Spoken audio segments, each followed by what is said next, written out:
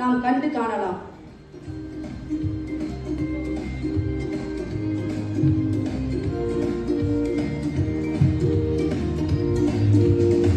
நடந்தது என்ன நிகழ்ச்சிக்கு உங்களை அன்புடன் வரவேற்கிறேன்.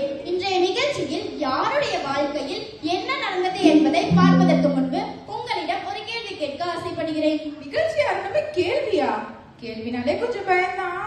ஈஸியா கேளுங்க, என்னால சொல்ல முடியுதான்னு பாக்குறேன். பைபிள்ல சொன்னனுமே உங்களுக்கு யார் நினைவுல வராங்க? தேவன், இயேசு, பரிசுத்த ஆவியானவர், பவுல், பேதுரு, யோவான். போதும், நான் அதை பத்தி கேட்கல. பைபிள்னு சொன்னனுமே உங்களுக்கு நினைவுக்கு வர மிஷனரியான்னு கேட்கிறேன். ஓ, மிஷனரியா?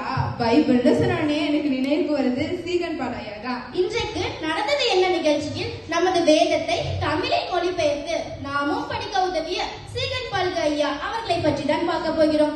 1704 வருடம் தமிழ்நாட்டில் உள்ள தரங்கம்பாடிக்கு சீகன் பால்க ஐயா முதன் முறையாக மிஷனரி பயணமாக வந்தார்.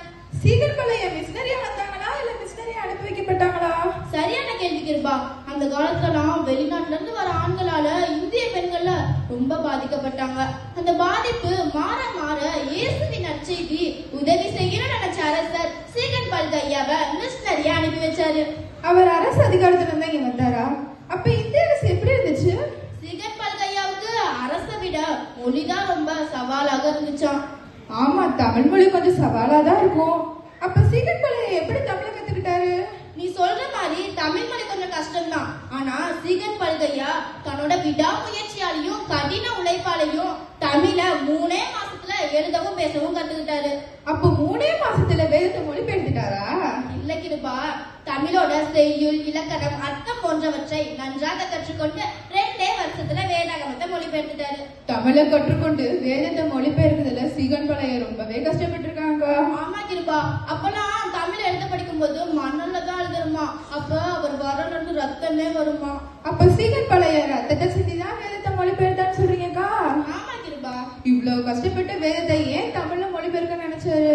ஏன்னா வேதம் தான் வாழ்க்கைய மாத்துன்னு முழுமையா நம்மளால சீகன் பால்க ஐயா வேதத்தை படிக்க கல்வி அறிவு வேணும்னு தெரிஞ்சுக்கிட்டாரு.